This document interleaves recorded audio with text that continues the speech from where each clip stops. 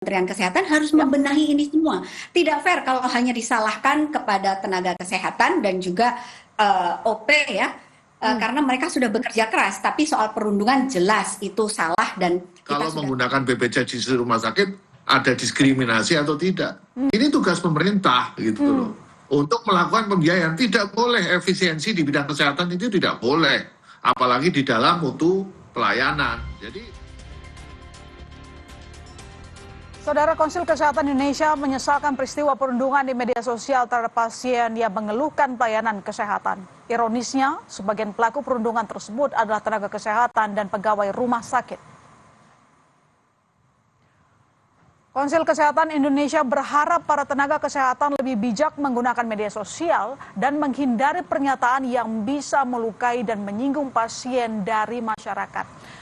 Konsil Kesehatan Indonesia menegaskan langsung melakukan penelusuran terhadap peristiwa perundungan dan akan segera menindaklanjuti jika ditemukan pelanggaran. Koordinasi juga berkoordinasi dengan institusi pendidikan dan vaskes tempat bekerja tenaga kesehatan yang melakukan perundungan. Sikap empati merupakan bagian yang tidak terpisahkan dari profesionalisme tenaga medis dan tenaga kesehatan. Oleh karena itu, penghormatan terhadap martabat manusia, termasuk pasien dan keluarganya, harus senantiasa dijaga dalam setiap bentuk komunikasi. Saat ini, Konsil Kesehatan Indonesia bersama organisasi profesi yang terkait sedang melakukan penelusuran terhadap peristiwa tersebut sesuai dengan kewenangan masing-masing.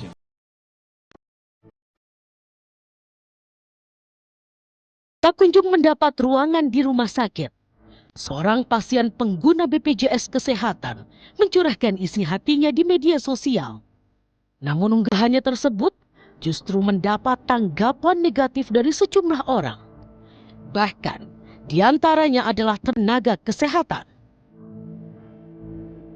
Kemudian unggahan lainnya muncul dari warganet yang mengaku sebagai sepupu pasien tersebut. Ia menjelaskan, sang pasien sudah meninggal dunia dan meminta agar tidak ada lagi yang menyampaikan komentar negatifnya. Kisah tentang pasien bernama Yurizal Trihairawan ini pun menuai sorotan publik yang juga mengecam keras tindakan tenaga kesehatan yang mengunggah komentar negatif terhadap Yurizal. Salah satu tenaga kesehatan yang melakukan hal itu merupakan peserta program pendidikan dokter spesialis atau PPDS di RSUP Dr. Sarjito Yogyakarta. Dokter yang terlibat kini telah meminta maaf di media sosial. Namun, pihak RSUP Dr. Sarjito telah menonaktifkan dokter tersebut untuk penanganan lebih lanjut atas tindakannya itu. Dokter yang memberikan komentar tersebut, yang mengunggah tersebut, merupakan dokter peserta didik dari FKKMK UGM dan RSUP Dr. Sarjito. Jadi ini murni peserta didik yang melakukan mengunggah di media sosial secara personal. Yang bersangkutan nanti akan kita proses di dalam pendidikan bermartabat, ya, terkait dengan apa yang telah dilakukannya. Kemudian mulai hari ini yang bersangkutan sudah dinonaktifkan untuk mengikuti proses-proses yang terkait dengan pendidikan bermartabat. Salah satu yang juga diduga melakukan perundungan di media sosial terhadap pasien BPJS diketahui bekerja di Rumah Sakit Dr. Soekarjo, Tasikmalaya. Pihak RSUD telah memeriksa yang bersangkutan dan pegawai tersebut telah mengundurkan diri secara tertulis. Dan yang bersangkutan sudah datang menghadap kepada atasan langsung, kemudian sudah dilakukan pemeriksaan dan dibuatkan berita acara pemeriksaan oleh atasan langsung, dan informasi terakhir bahwa hari ini yang bersangkutan mengajukan surat pengunduran diri. Wakil Ketua Komisi 9 Charles Honoris mendorong sanksi kepada seluruh nakes yang terlibat perundungan terhadap pasien. Di sisi lain, kasus itu juga dianggap sebagai bukti layanan kesehatan belum sepenuhnya merata, sehingga anggaran negara perlu diprioritaskan agar kasus serupa tidak terulang. Namun yang lebih penting, peristiwa ini juga menjadi potret bahwa kapasitas pelayanan kesehatan kita masih belum memadai. Saat ini ketersediaan fasilitas kesehatan dan juga tenaga kesehatan di banyak daerah masih jauh dari kebutuhan masyarakat. Karena itu saya juga berharap anggaran negara harus benar-benar diprioritaskan untuk bisa memperkuat pelayanan dasar. Jangan sampai masyarakat kita kesulitan ya untuk mendapatkan layanan kesehatan yang layak. Sementara terkait apa yang terjadi pada almarhum Yurizal, terkait curhatannya mengenai pelayanan kesehatan pasien BPJS, Menteri Kesehatan Budi Gunadi Sadikin menyebut dirinya gagal setiap kali ada pasien meninggal dan berusaha membenahi pelayanan. Dari Bapak Presiden menaikkan rata-rata angka harapan hidup rakyat Indonesia dari 72 ke 76. Jadi setiap ada yang meninggal itu hati saya sedih. Apalagi kalau meninggalnya muda, saya merasa saya sebagai Menkes tuh gagal, kok teman-teman kita tuh ada yang meninggal muda. Jadi harusnya memang kita usahakan memberikan layanan terbaik lah, agar mereka bisa usianya lanjut sampai ke 76. Kekurangan itu ada, itu yang harus kita perbaiki, baik di fasilitas kesehatannya, di alat-alat kesehatannya, maupun di SDM kesehatannya. Apa yang dialami Yurizal ini hendaknya menjadi alarm peringatan, baik untuk pembenahan pelayanan kesehatan maupun terhadap etika tenaga kesehatan dalam berkomentar di media sosial, terutama menyangkut pasien. Tim Liputan, Kompas TV.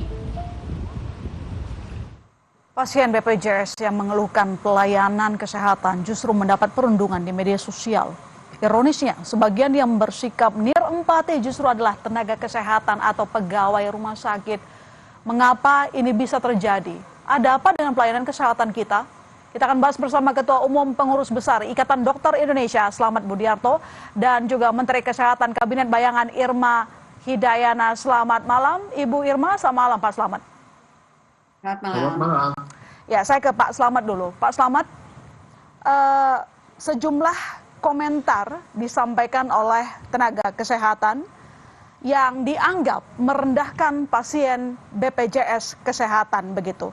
Jadi apakah menurut Anda ini mereka yang tadi sudah diumumkan ada 10 orang sudah melanggar kode etik? Ya, itu semua ada diatur di kode etik kedokteran Indonesia, dan setiap seorang dokter yang lulus juga ada sumpah. Sumpah dokter akan menghormati pasien dari pembuahan sampai meninggal, rahasia juga harus dijaga sampai setelah meninggal. Jadi bullying oleh tadi tenaga kesehatan yang seperti itu tidak bisa dibenarkan, dan itu melanggar etika maupun sumpah dokternya. Tapi yang menarik adalah yang komentar ini kan dari berbagai daerah, gitu kan. Saya tidak tahu itu rumah sakit mana yang melakukan penelantaran terhadap pasien BPJS. Itu saya tidak tahu. Apakah Kompas sudah tahu itu rumah sakitnya apa? Itu harus dibuka, gitu loh. Kenapa harus dibuka? Jangan-jangan si tenaga kesehatan ini menganggap bahwa sudah biasa pasien BPJS menunggu sampai 8 jam, bahkan 1 hari. Apakah seperti itu? Kita tidak tahu. Makanya kita harus di audit ya. Dan saya kira saya menduga ya, dokter dan tenaga kesehatan itu melanggar etika dan tidak diperbolehkan. Tapi ada fenomena lain yang harus dikaji. Apakah benar di berbagai daerah seperti itu? Nah, faktanya memang seperti itu. Pertanyaan lagi, apakah ada diskriminasi antara pasien BPJS dan non-BPJS? Nah, itu harus dilakukan audit. Makanya rumah sakit itu di mana? Saya tidak tahu juga. Tapi secara kode etik dan sumpah dokter itu jelas melanggar itu. Intinya, cara mereka merespon keluhan pasien salah ya? Ya, itu kan bukan pasiennya, itu iya, bukan. Maksud saya pasien, ini kan seorang pasien, masyarakat curhat di media sosial, Bapak. Lalu kemudian kan dia curhat, yang membalas salah tenaga kesehatan. Artinya cara mereka membalas, cara mereka meresponsnya, itu yang salah ya? Iya.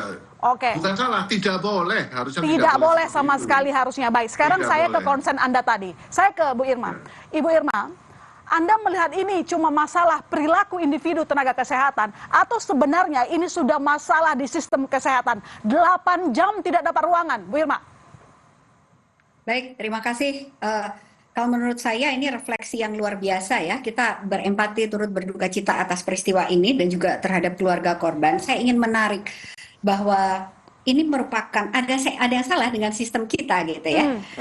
Perundungan jelas itu salah. Tadi Pak Dokter Slamet menyatakan bahwa tidak boleh gitu ya. Dan dokter itu sudah disumpah dan lain sebagainya. Mereka juga harus menjunjung tinggi etika profesi. Lalu kemudian kita cek lagi gitu ya soal pasien BPJS, harus diaudit lagi tadi bagaimana Fasyankes ya, tenaga kesehatan itu memberikan layanan terbaik, memenuhi hak atas kesehatan sebagai amanah dari konstitusi yang harus diselenggarakan dan dipenuhi oleh negara. Nah, sekarang kita lihat sistemnya sendiri. Jadi minta maaf itu satu hal, tapi nanti pasti akan ditelusuri ya, akan diinvestigasi, ditindak lebih lanjut oleh Konsil Kedokteran dan lain sebagainya. Tapi begini, rasanya kalau disalahkan hanya pada tenaga kesehatannya dan pelaku perundungannya saja, itu tidak fair kalau menurut saya. Negara ini, pemerintah itu wajib menjamin pemenuhan hak atas kesehatan melalui nakes-nakes ini, tenaga medis, tenaga kesehatan. Ini juga harus diperhatikan apakah kita sudah memiliki sistem perlindungan yang memadai, yang kuat terhadap tenaga kesehatan. Kita cek lagi, apakah tidak ada burnout, bagaimana durasi jam kerjanya, tekanan di rumah sakit, di tempat kerja, itu juga harus dipikirkan. Jadi rasanya ini menjadi alarm yang keras buat sistem kesehatan ya. Kementerian Kesehatan harus membenahi ini semua. Tidak fair kalau hanya disalahkan kepada tenaga kesehatan dan juga OP ya, karena mereka sudah bekerja keras, tapi soal perundungan jelas itu salah dan kita sudah tahu Konsil Kedokteran Indonesia akan menindak itu. Tapi pertanyaan besarnya kita harus mempertanyakan sistemnya itu apakah sudah melindungi nakes dan melindungi pasien. Apakah sistem kesehatan kita benar-benar tidak mendiskriminasi pasien. Nah, itu harus kita selidiki lagi tuh, Mbak. Ya, coba saya ke Pak Slamet. Apakah memang Anda melihat perlindungan terhadap nakes ini memang kurang? Sekarang ada nakes yang mengomentari di media sosial dengan bahasa yang mungkin dianggap menyakiti pasien. Nah, apakah benar mereka burnout? Kebanyakan handle sesuatu gitu? Ya, itu yang harus ditelusuri. Mengapa mereka, nomor satu dia salah, itu dulu ya. Ya. Terus kita telusuri mengapa dia ngomong seperti itu. Apakah di rumah sakit mereka yang bertugas juga seperti itu? Kalau memang sama, ini ada masalah di pelayanan kesehatan. Kedokteran itu tidak boleh melakukan diskriminasi gitu loh. Apakah yang membuat diskriminasi karena sistem misalnya pembiayaan BPJS yang sangat minim, sangat kecil, sehingga membuat pelayanan terhadap pasien BPJS menjadi diskriminasi. Kalau saya nilai faktanya bagaimana, saya yakin Mbak yang nanya saya juga tahu kalau menggunakan BPJS di rumah sakit ada diskriminasi atau tidak. Ini tugas pemerintah gitu loh. Untuk melakukan pembiayaan, tidak boleh efisiensi di bidang kesehatan itu tidak boleh. Apalagi di dalam mutu pelayanan. Jadi negara harus membiayai sesuai dengan kebutuhannya. Kalau dengan uang yang pas-pasan, dokter dipaksa untuk melayani, maka akan terjadi dilema etik di situ. Harusnya dia optimal, tapi karena pembiayaannya kurang, contoh ada beberapa hal yang sering masuk media, belum sembuh, sudah dipulangkan, kemudian obatnya dibatasi, tindakan medis dibatasi. Ini dokter-dokter itu pada nangis kalau seperti ini, karena dia akan melanggar sumpahnya sendiri. Nah ini PR yang harus dibuka. Teman-teman DPR juga sama. Undang-Undang 17 telah menghapus mandatory spending. Yang tadinya minimal 5%, sekarang tidak ada batasan. Bisa 2%, bisa 3%. Ini kan sistem yang harus diperbaiki. Gitu Mbak. Baik, Bu Irma, ini kan sudah ada 10 orang dari tenaga kesehatan yang dianggap berkontribusi, bukan berkontribusi, maksudnya ikut membuat mental pasien ini tertekan begitu. Tetapi apakah cukup di individunya atau sebenarnya kita kejar rumah sakitnya, atau jangan-jangan banyak rumah sakit yang tadi disampaikan oleh Dr. Slamet yang harus kita benahi, termasuk Kementerian Kesehatan? Nanti dijawab dulu. Kami segera kembali, saudara. Tetap di Sapa Indonesia Malam. Kita lanjutkan dialog kita. Ibu Irma, keluhan utama pasien itu kan awalnya karena susah dapat ruang rawat gitu ya, 8 jam. Nah, ini kan artinya kapasitas rumah sakit tidak cukup. Nah, harusnya bagaimana rumah sakit merespons, atau mungkin ini menjadi salah satu teguran ada masalah yang sangat besar. Jangan-jangan nggak cuma 1-2 rumah sakit. Baik, saya ingin mengulangi ya dari pertanyaan Mbak May Sister. Tadi kan ini masalah individu nakesnya, atau masalah rumah sakit, atau banyak rumah sakit. Ya, sistem. Ya, sistem. Jadi saya cenderung mengarah ke sistem karena ini bukan pertama kali ya untuk perlindungan dan lain sebagainya, ini bukan pertama kali. Nah, seperti yang tadi disampaikan oleh Dr. Slamet, bahwa sebenarnya yang harus dilakukan ini refleksi evaluasi perombakan besar-besaran karena terus terang pasca Undang-Undang Omnibus Law Kesehatan ya 17 tahun 2023 ini kan tadi disampaikan mandatory spending untuk sektor kesehatan itu dihapus, tidak ada. Artinya apa konsekuensinya? Berpengaruh pada layanan, kualitas layanan kesehatan, sumber daya manusia, alat kesehatannya, dan semua yang mendukung. Bahkan beberapa rumah sakit, terutama rumah sakit vertikal ya, mereka juga ditarget untuk memberikan revenue. Nah ini kan masalahnya cukup pelik. Sistemnya yang tidak mendukung upaya yang tadi baru saja disampaikan oleh Pak Menteri Kesehatan Budi Gunadi Sadikin, mereka katanya mau meningkatkan angka harapan hidup, tetapi usia muda meninggal. Beliau menyatakan dirinya gagal. Kalau gagal mundur saja misalnya ya, atau evaluasi. Kalau urusan meninggal lebih muda, kemudian kegagalan sistem yang menyebabkan perundungan, apalagi pasien terlantar kemudian sampai meninggal, artinya ada yang salah dalam memberikan hak atas kesehatan dan juga hak atas layanan kesehatan melalui fasilitas kesehatan. Satu lagi contohnya misalnya tolong jangan dilokalisasi, ini adalah masalah individu nakes, jangan melulu disalahkan nakes, itu salah dan sudah diakui oleh konsil kedokteran sekalipun. Dan kemudian yang harus ditelusuri adalah sistemnya ini, karena ini hanya satu masalah di antara ribuan masalah lainnya pasca disahkannya Undang-Undang Kesehatan 17 2023 sehingga tidak ada penguatan perlindungan yang sepenuhnya terhadap tenaga kesehatan, terhadap kualitas layanan kesehatan yang diberikan oleh tenaga kesehatan sebagai perpanjangan tangan negara dalam memenuhi hak atas kesehatan sesuai dengan amanah konstitusi pasal 34 ayat 3. Jadi perombakan besar-besar yang tadi Anda maksud, apa boleh lebih to the point, Bu Irma? Saya kira satu hal kalau to the point, ini undang-undangnya harus diamandemen. Jadi mandatory spending ini harus dikembalikan pemerintah pusat 5%, kemudian 10% pemerintah daerah. Jangan disentralisasi di pemerintah pusat seperti apa yang terjadi sekarang.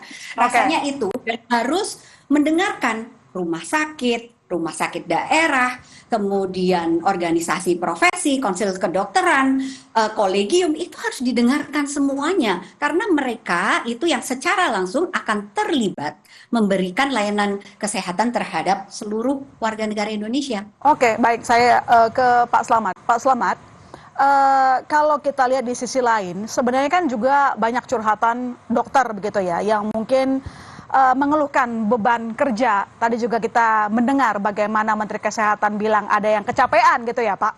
Nah, kalau sudah begini, harusnya apa yang dilakukan oleh pemerintah, terutama Kementerian Kesehatan? Yang harus dilakukan oleh Kementerian Kesehatan, karena pembuat regulasi kan ada di Kementerian Kesehatan. Ya. Jam kerja, misalnya contoh PPDS ya, PPDS yang dokter yang lagi pendidikan spesialis, IDIS tetap fokus kepada 40 jam sampai 50 jam per minggu. Tapi teman-teman Kementerian Kesehatan menganggap sampai 80 jam, 2 kali lipatnya. Ini kan jadi bebannya terlalu tinggi. Tapi kami selalu usul bahwa dokter itu ada batasnya. Dan yang lucu memang di Indonesia itu seorang dokter berbeda dengan di luar negeri. Kalau di luar negeri itu dokter tidak boleh mikir uang, tidak boleh mikir gaji, karena itu sudah dipenuhi oleh pemerintah. atau oleh fasilitas kesehatan. Mereka hanya fokus untuk memeriksa pasien, menyelamatkan pasien, menyembuhkan pasien. Sedangkan di Indonesia, seorang dokter dibayar sesuai dengan jumlah pasien, sesuai banyak tidaknya pasien. Itu lucu gitu loh. Ya. Nah, itu sistem ini yang harus dirubah. Tetapi Mbak, sebuah pelayanan kesehatan yang baik dipengaruhi oleh dua faktor, yaitu sistem yang baik, yang kedua pembiayaan yang baik. Ya. Bagaimana mungkin membuat sistem yang baik dengan pembiayaan yang sangat minimal, apalagi mandatory spending yang tadinya 5% pemerintah pusat, 10% pemerintah daerah, itu dihilangkan dengan Undang-Undang 17.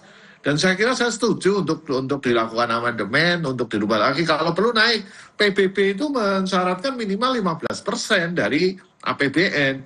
Saya kira sistem dibuat yang terbaik jika pembiayaannya akan baik.